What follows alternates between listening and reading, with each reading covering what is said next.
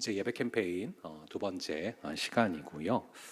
이번 주에 좀 그런 생각을 해보게 됐어요. 저희가 어느덧 이제 팬데믹이 거의 다 끝나가고 이 엔데믹 시대를 맞이하고 있는데, 그럼에도 불구하고 코로나 이후로 확연하게 달라진 것들이 참 많이 있다라는 생각을 좀 해보게 됩니다.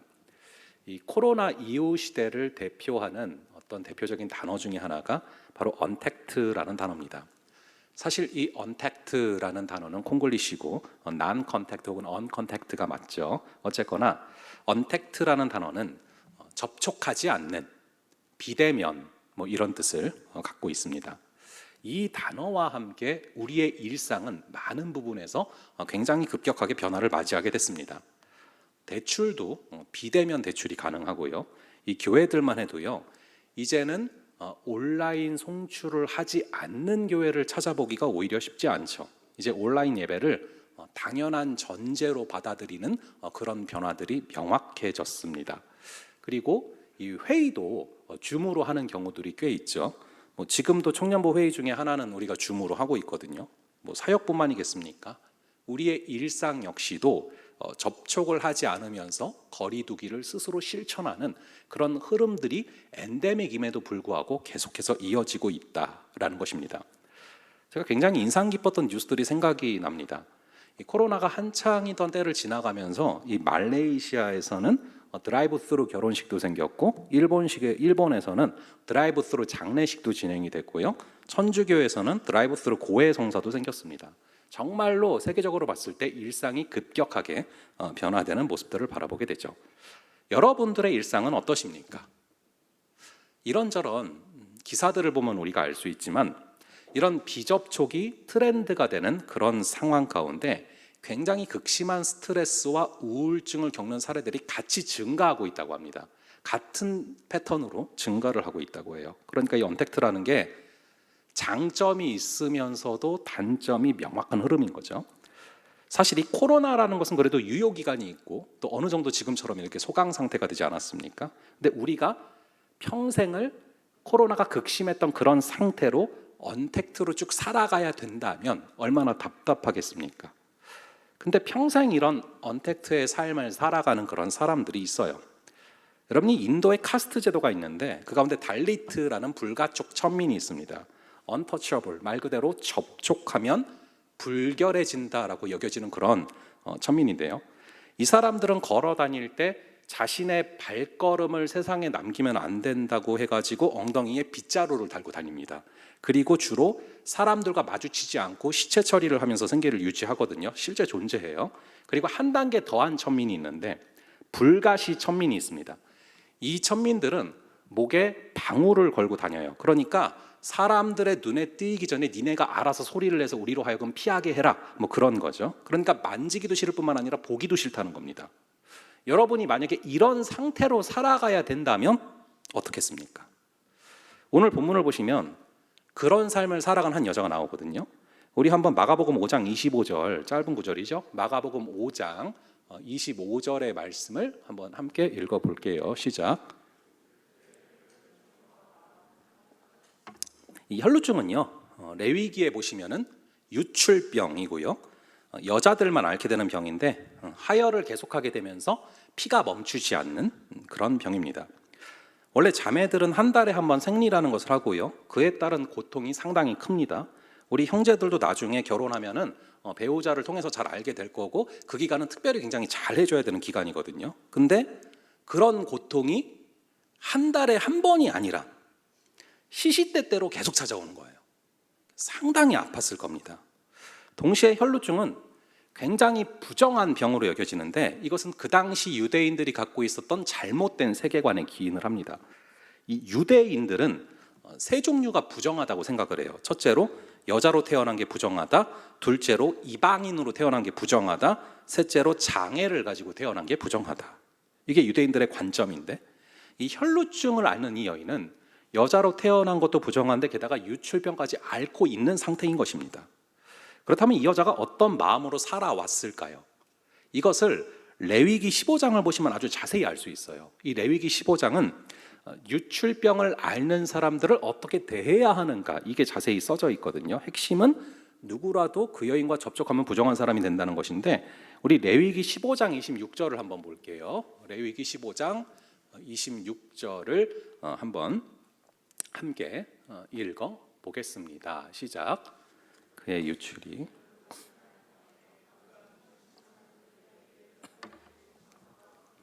그가 앉는 모든 자리도 부정함이 불결한 때 부정과 같으니. 자, 보니까 직접적 접촉뿐만 아니라 2차 감염 역시도 부정해진다라는 얘기죠. 그 여자가 눕는 침상이나 그 여자가 앉았던 자리마저도 불결하고 더럽다라는 것입니다. 즉, 그 여자가 어떤 침대를 만졌어요. 근데 좀 있다가 어떤 사람이 모르고 그 침대를 만지게 돼요. 그럼 같이 부정해진다는 것입니다. 말 그대로 2차 감염이죠. 그래서 이 여자가 만진 물건은 다 불살라야 된다는 것입니다. 그러니까 사람들이 그녀를 얼마나 더럽게 여기는지 아시겠죠. 그러니까 이 여자의 삶은 마치 우리가 이전에 살짝 경험해봤던 코로나 확진자와 아주 흡사했을 거예요. 이 코로나에 걸리면은 사람들로부터 격리가 돼야 되는 것처럼 이 여인도 어쩔 수 없이 강요된 그런 거리두기를 하면서 지내야 되는 것이죠. 그래서 이 혈루병이 굉장히 비참한 병이라는 것입니다. 아까 말씀드렸던 이런 불가촉 천민, 언터처블 딜리트들은 그래도 같이 가족이라도 있고 같이 천민들끼리 모여라도 사는데, 이 여인은 그런 것도 불가능해요. 철저하게 혼자서 격리가 돼서 지내야 되는 것입니다. 그것도 코로나가 완쾌될 때까지 뭐 2주나 뭐 한 달 정도 격리병동에서 지내는 게 아니라 몇 년을 그렇게 살았다, 무려 12년을 그렇게 살았다라는 것이죠. 12년 동안 완전하게 고립된 삶을 살아온 것입니다. 육체적 질병도 물론 질병이지만 정서적인 외로움도 정말 극심했을 거예요. 그런 여인에게 마지막 희망이 있다면 하나님의 은혜밖에 없는데, 문제는 부정한 사람이라 회당에도 들어가면 안 돼요. 지금 이 본문 바로 앞을 보면 회당장의 딸 야이로가 이제 죽어가서 회당장이 예수님께 찾아가서 엎드리는 그런 장면이 나오거든요. 근데 이 시대 당시는 회당이 교회거든요. 회당에 가야 하나님의 말씀을 들을 수 있고 회당에 가야 하나님의 은혜를 받을 수가 있는데, 문제는 이 여인은 부정한 사람이라 회당에도 들어가면 안 되는 거예요. 그러니까 영적으로도 자존감이 아주 낮을 수밖에 없는 그런 상황이죠. 이 상태로 12년을 지냈다는 것입니다. 그렇다면 여러분, 이 여인의 믿음의 상태가 어땠을까요? 우리가 불과 작년만 해도 마스크를 계속 써야만 됐고 어떠한 사회적인 거리두기를 실제로 시행해 본 적이 있어서 여러분들이 잘 아실 겁니다. 여러분들도 예배가 몇 번 중단돼 보신 적이 있으시죠? 그죠? 인천 지역도 아마 그러실 거예요. 거리두기를 해야만 하는 상황이 오면서 우리가 이제 예배를 비대면으로 드려본 적 있지 않습니까? 비대면으로 예배를 드릴 때 어떻게 되죠? 다 똑같진 않겠지만 제가 이제 들은 바에 의하면 비대면으로 예배를 드릴 때 간혹 누워서 예배를 드리는 경우도 있고 러닝 셔츠를 입고 드리는 경우도 있고 심지어는 팝콘을 먹으면서 예배를 드리는 경우도 있다. 팝콘 각이죠. 그런 식으로 생각을 하는 거죠. 만약에 그게 연속으로 12년 동안 비대면으로 예배를 드리게 된다. 그러면 믿음의 상태가 어떻게 되겠습니까? 믿음이 아주 많이 망가지지 않겠습니까? 근데 이 여인은 그런 12년의 세월을 보냈음에도 불구하고 예수님께로부터 정말 높은 평가를 받게 돼요. 우리 한번 34절을 볼게요. 34절의 말씀을 한번 함께 읽어보겠습니다. 시작.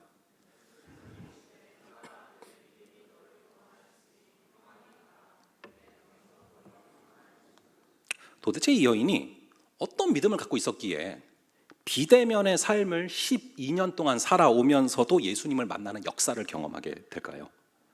우선 이 여인은 자기가 겪고 있는 병을 고치기 위해서 할 수 있는 것을 다 해봤어요. 우리 한번 26절도 볼게요. 26절의 말씀을 한번 함께 읽어보겠습니다. 시작. 많은 의사에게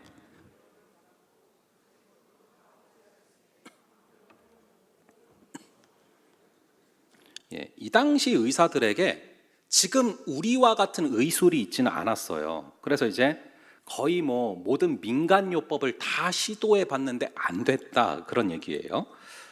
이상근 박사님이 쓴 마가복음 주석에 보면은 이 빈센트라는 고고학자가 기록한 그 당시에 행해졌던 민간요법들이 무엇인지가 구체적으로 기술이 되고 있는데 이렇게 써져 있습니다. 우선 나무 진과 같은 무게의 명반을 취하여 갈아서 포도주에 섞어서 혈루증 여인에게 줄 것. 이것이 듣지 않으면 마늘을 한 대가량 포도주에 넣어서 끓여서 마시게 할 것. 이것도 듣지 않으면 두 길이 만나는 곳에 그 여자를 세워놓고 오른손에 컵을 들게 한 후에 누군가가 뒤로 와서 깜짝 놀라게 하면서 혈루에서 일어나라 라고 외칠 것. 이것도 안 들으면 한 움큼의 회양풀과 사프란과 호로피 식물을 취하여 포도주에 삶아주어 혈루에서 일어나라 라고 외칠 것. 그것도 안 되면 7 도랑을 파고 매 도랑에 4년 되지 않는 포도가지를 잘라 태우고 그녀가 포도잔을 들게 하여 도랑 위에 앉게 한다. 그리고 도랑들을 옮겨 앉을 때마다 혈루에서 일어나라 라고 외칠 것. 그러니까 우리나라 민간요법보다 더하죠. 황당하지 않습니까? 이거 말고 10개가 더 있어요, 주석에는. 근데 황당하니까 안 할게요, 말을. 이게 민간요법인데 말도 안 되는 민간요법들이죠. 그런데 우리는 듣기만 해도 이런 느낌인데 그것을 소망을 가지고서 행했던 이 여인은 매번 얼마나 수치스러웠겠습니까? 그리고 매번 얼마나 실망스러웠겠습니까? 그래서 많은 괴로움을 받았다라고 지금 기록이 되는 거예요. 의술을 그나마 행해볼 수 있었던 것은 재물이 있었기 때문인데 아무리 많은 재물을 써봐도 아무리 많은 의술도 답이 없구나라는 그런 절망감을 가득 느꼈을 것입니다. 그렇게 세상적인 방법들 그리고 의지했던 모든 것들에 절망을 느끼는 그 순간이 바로 하나님께서 역사하시는 순간임을 믿으시기 바랍니다. 그때가 바로 예수님의 진가가 바로 앞에 와 있는 그런 순간인 것이죠. 그래서 이 여인은 오늘 본문 27절을 경험하게 되는 건데 여러분 아시다시피 마가복음은 사복음서 중에서 그 어떤 복음서보다도 시간 순서대로 쓰여지고 있는 그런 책인데요. 이 본문이 벌어지기 전에 있었던 일을 쭉 보시면은 4장에서 예수님께서 권위가 있는 놀라운 가르침을 선포하시고 이어서 풍랑을 잔잔케 하십니다. 그리고 5장에서 심지어 귀신 들린 사람을 회복시키시죠. 근데 27절에 보니까 이렇게 나와 있는 거예요. 한번 오늘 본문 27절을 한번 함께 읽어보겠습니다. 시작.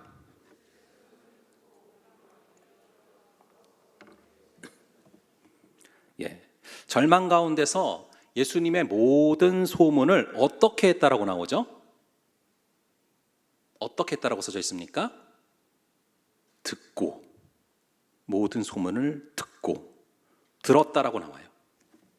여러분 잘 아시는 것처럼 믿음은 들음에서 납니다. 이 여인 역시 마찬가지죠. 듣고서 믿음이 생겼고 믿음이 생기니 행동하게 된 것입니다. 우리 역시도 지금 예수님께서 행하신 일을 듣고 있죠. 모든 것은 들음에서부터 시작된다라는 것을 주목하시기 바랍니다. 여러분들이 요한계시록 22장 17절을 보시면은 우리 주님께서 재림하시는 순간이 있고 주님께서 재림하셔서 우리가 쭉 일렬로 섰을 때 그분의 나라로 오라라고 하시는 자가 있고 널 모른다 하시는 자가 있다고 나와요. 그런데 누구를 오라라고 하시냐면은 이렇게 써져 있어요. 듣는 자를 오라 할 것이요. 여러분 듣는 자가 주님의 품 안에 안기는 자인 줄을 믿으시기 바랍니다. 그러니까 여러분들이 잘 들으셔야 돼요. 들어야 구원을 받게 되고 들어야 기적의 역사를 체험하게 된다라는 것입니다. 그래서 우리는 매주 예배 가운데 나와서 말씀을 듣고 목장 모임 가운데서도 예배 때 들은 그 말씀을 토대로 나눔을 갖는 것이죠. 들어야 살게 되고 듣는 것에서 모든 삶의 기적이 시작이 되는 것입니다. 그렇게 이 여인이 들었어요. 예수님에 대해서 먼저 들었습니다. 듣고 나서 무슨 과정을 겪게 됩니까? 우리 한번 28절을 볼게요. 28절의 말씀을 함께 읽어보겠습니다. 시작. 이는 듣고 나니까 28절 뒷부분에 보니까 뭐 일러라 라고 써져 있어요. 생각함 일러라. 듣고 나니까 생각하게 되는 것입니다. 듣고 나니까 이전에는 한 번도 생각해보지 못한 독창적이고 창의적이면서도 위험하기까지 한 그 생각을 하게 됐어요. 여기서 생각함 일러라 라는 단어는 미완료형입니다. 이 얘기는 반복해서 계속 생각했다라는 거예요. 그녀는 마음으로 반복하고 또 반복하면서 생각하고 다짐했던 것이죠. 아까 잠깐 글로만 봤지만 이 여인이 얼마나 긴 기간 수치스러웠고 얼마나 긴 기간 고통스러웠을지를 우리가 봤잖아요. 그런 가운데 모든 의지했던 것들이 절망으로 바뀌는 그 가운데 끊임없이 생각하면서 되뇌었던 것이 무엇입니까? 내가 예수님의 옷자락만 만져도 회복될 거야. 나는 감히 예수님께 다가갈 수도 없는 더러운 사람이지만 몰래라도 그분의 옷자락만 잡으면 또 다른 삶의 이야기가 시작이 될 거야. 이렇게 그녀는 거룩한 상상력으로 가득 차게 된 거예요. 그 시작점이 뭐였습니까? 그분의 소문을 들음으로 시작이 됐고요. 그분의 이야기를 듣자 결국에는 생각하게 되는 것입니다. 상상하게 되는 것이죠. 간절히 바라기는 우리 역시 그분의 말씀을 듣고 그분의 말씀을 배울 수 있는 예배를 사모할 수 있는 은혜가 있기를 간절히 바랍니다. 그럴 때 들음으로 말미암아 믿음이 생기고 이 믿음으로 말미암아 거룩한 상상력이 이루어지는 것입니다. 그리고 거룩한 상상을 할 때 실제적인 기적의 역사가 벌어지는 것이죠. 이 초대교회 때부터 지금까지 계속해서 예배를 구성하는 예배의 구성 요소들 가운데 사중 구성 요소가 있습니다. 이것을 이제 로버트 웨버가 주로 예배학자 중에서 로버트 웨버라는 분이 레스터 루스도 그렇고 같이 이거를 정리를 했는데요. 네 가지가 뭐냐 하면은 부르심, 말씀, 반응, 파송입니다. 한번 따라해 볼까요? 부르심, 그 다음에 말씀, 반응, 파송. 이 네 가지가 역사적으로 계속해서 공통적으로 나타난다라는 것을 강조하는 것이죠. 우리가 예배의 자리에 나와 있는 것, 우리가 걸어온 것 같지만 주님께서 부르셨기 때문에 이곳에 나와 있는 줄을 믿으시기 바랍니다. 그리고 예배에 나와서 우리는 말씀을 들어요. 말씀을 들은 다음에 말씀에 대해서 반응을 합니다. 근데 이 여인은 거룩한 상상력으로 반응을 하게 된 거예요. 그래서 옷자락을 잡게 됐고 옷자락을 잡게 됐을 때 기적의 역사가 벌어져서 회복되고 다시금 삶의 자리로 파송이 되는 것이죠. 여러분, 이 삶에서 비행기가 굉장히 중요합니다. 비행기. 이 비행기가 뭐냐면요, 앞글자를 딴 건데 B는 비전이에요. 비전을 품어야 행동하게 되고 행동을 해야 기적이 벌어져요. 다시요, 비행기가 중요한데 비전을 품어야 우리는 행동하게 되고 행동을 해야 기적이 벌어지는 거예요. 근데 여기서 비전이라는 것이 단순히 우리의 비전이 되면 안 돼요. 아무 의미가 없습니다. 여기서 비행기 했을 때 이 비전이 뭐냐 하면은 오늘 말씀에서는 오늘 구절로 보자면은 듣고 생각한 거예요. 우리가 예수님에 대해서 계속 듣고 그리고 우리가 예수님에 대해서 계속 생각하다 보면은 그분께서 주시는 비전이 가득해지는 거예요. 나의 어떤 야망과 나의 계획이 비전이 아닙니다. 하나님의 비전은 우리가 때로는 좀 패시브하게 계속해서 주의 말씀을 들어야 돼요. 그리고 계속해서 들음으로 말미암아 생각해야 됩니다. 그럴 때 주님께서 주시는 비전이 가득하여지고 그럴 때 우리는 행동하게 되고 행동할 때 기적의 역사가 벌어진다라는 것이죠. 그렇다면 이 여인은 들음으로 말미암아 무엇을 생각했습니까? 들음으로 말미암아 생각하는 것이 구체적으로 무엇입니까? 저희 레위기 15장 10절도 한번 읽어보고 갈게요. 레위기 15장 10절을 한번 읽어보겠습니다. 시작. 그의 몸 아래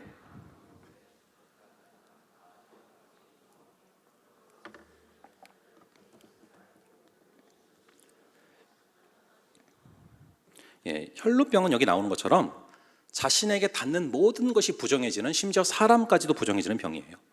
혈루병을 앓는 자가 정결한 자의 옷에 손을 대면은 정결하던 사람도 부정해집니다. 그러니까 혈루병 앓는 사람이 뭐든 대면 다 더러워져요. 이게 부정해져요. 이걸 갖다가 전가, 신학적 용어로 전가라고 합니다. 어찌 보면은 여기까지가 그 당시 사람들이 갖고 있었던 생각의 한계예요. 전가라는 것에 대해서 그 당시 사람들이 갖고 있던 고정관념이고 한계입니다. 근데 이 여인은 들음으로 말미암아 생각하게 됐고 생각으로 말미암아서 거룩한 상상력을 발휘하게 되는데 그게 뭔지 아십니까? 이 전가라는 개념을 완벽하게 거꾸로 생각하게 된 거예요.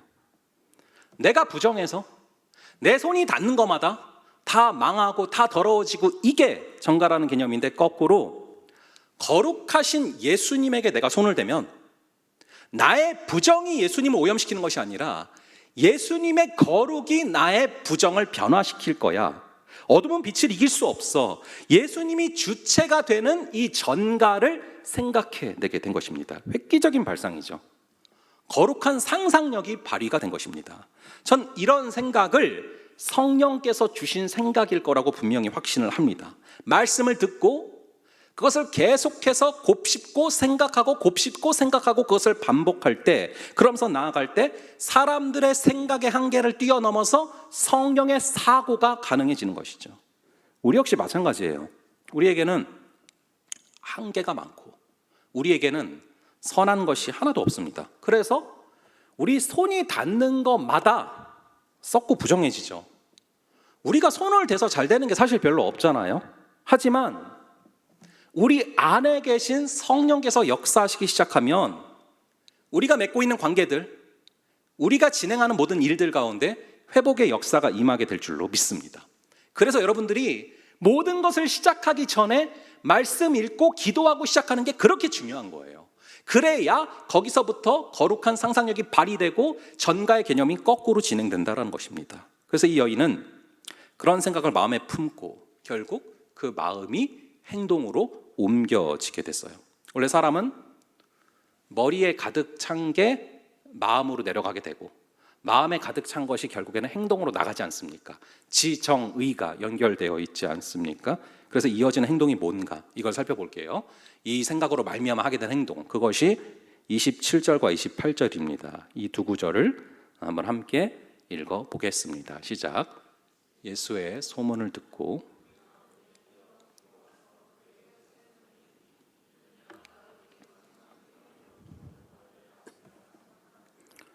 지금 사람이 엄청나게 많은 상황이에요, 여기는.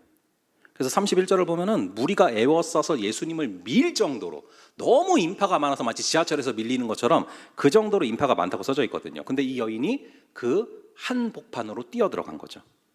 말씀드렸다시피 혈루증 환자는 사람들에게 걸리면, 사람들한테 발각되면 돌 맞아 죽을 수가 있어요. 근데 지금 상황이요, 회당장에 12살 된 딸이 죽어가고 있어서 회당장이 예수님에게로 가서 무릎을 꿇고 살려달라라고 하고 있는 그 상황이에요. 예수님은요, 그 당시에 그냥 말씀만 전하셔도 5천 명이 넘을 정도로 사람들이 모였거든요. 근데 회당장은 또 누구냐? 그 지역의 유지거든요. 회당장은 모르는 사람이 없거든요. 근데 그런 회당장이 시골 출신의 아주 젊은 선지자 앞에서 무릎을 꿇고 자신의 딸을 살려달라라고 하는 그런 초유의 사태가 벌어졌으니 그야말로 인산인해를 지금 이루고 있는 겁니다. 그러니 오히려 이 여인에게는 이것이 얼마나 절호에 찬습니까? 사람들이 자신이 있는지 없는지도 알 수 없을 만큼 지금 인파가 많이 몰려 있잖아요. 이걸 기회로 생각한 거죠. 지금까지 수없이 주님의 이야기를 들어왔고 지속적으로 그분을 생각해 왔던 그런 순간들이 쌓여서 결국 이 기회를 잡게 된 것이죠. 간절함 가운데 카이로스를 잡은 겁니다. 그래서 청중 틈에 끼어들어서 조용히 예수님의 옷을 몰래 만졌어요. 그리고 치유의 역사가 벌어집니다. 사실 예수님을 수많은 사람들이 애워싸고 있었기 때문에 누구나 예수님에게 옷 한 번씩 다 스쳤을 거예요. 이 여자만 스친 건 아니죠. 근데 이 여인의 손댐과 사람들의 스침은 본질적으로 완전히 달라요. 우리 한번 30절을 볼게요. 30절의 말씀을 한번 함께 읽어보겠습니다. 시작. 예수께서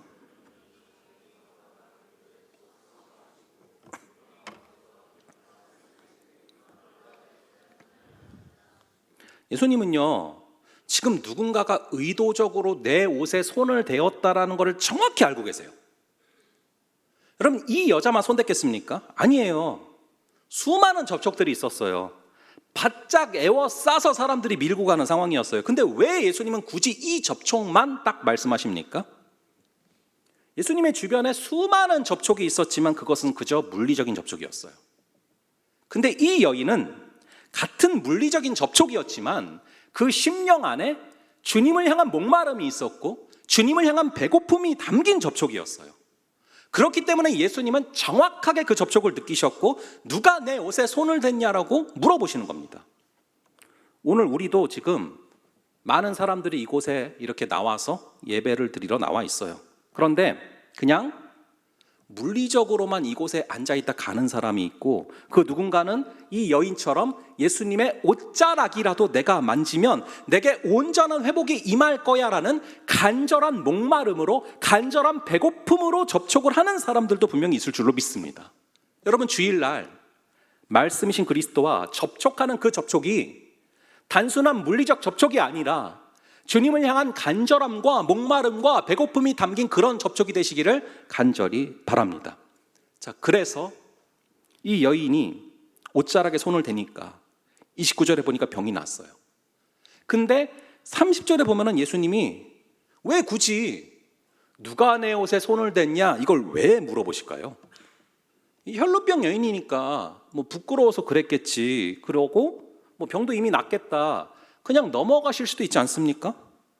사실 전능하신 그분이 누가 만진지를 몰라서 그런 것도 아닐 텐데 왜 굳이 확인을 하십니까?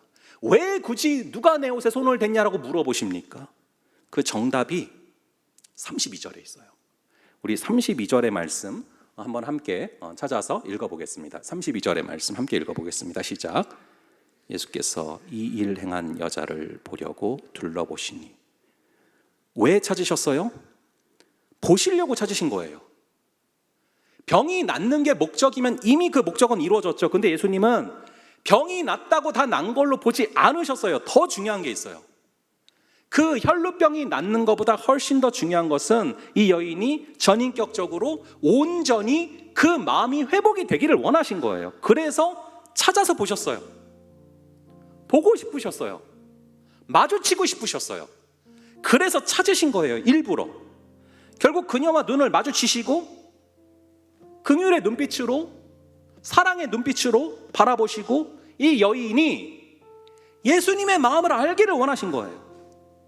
그녀를 얼마나 사랑하시는지, 그녀를 얼마나 귀하게 여기시는지를 우리 주님은 그 여인이 알기를 원하신 거죠. 내가 노심초사하는 그 문제가 해결이 되는 것보다 훨씬 더 중요한 것은 바로 그분의 눈빛을 바라보고 그분과의 관계가 회복되는 것인 줄로 믿습니다. 그럴 때 우리에게 이 34절의 말씀이 이루어지는 거예요. 우리 34절의 말씀을 한번 함께 읽고서 우리 찬양하고 기도하며 나아가겠습니다. 34절의 말씀 함께 읽겠습니다. 예수께서 이르시되 딸아 내 믿음이 너를 구원하였으니 평안히 가라. 내 병에서 놓여 건강할지어다. 문제를 해결할 뿐만 아니라 주님의 마음을 느끼고 주님의 임재를 느끼고 회복돼서 걸어갈 수 있는 그런 우리가 되기를 바랍니다. 이 시간 우리 옷자락에서 전해지는 사랑, 오늘 말씀, 들은 말씀을 기억하시며 이 찬양 함께 부르며 나아갈 때, 아버지 들음으로 말미암아 생각하게 하시고, 계속해서 미완료형이라고 했죠. 생각함으로 말미암아 거룩한 상상력이 회복되게 하시고, 그러할 때 우리가 행동으로 옮겨질 때 기적의 역사가 벌어질 줄을 믿습니다. 그것을 기억하며 우리 함께 찬양하며 나아가겠습니다.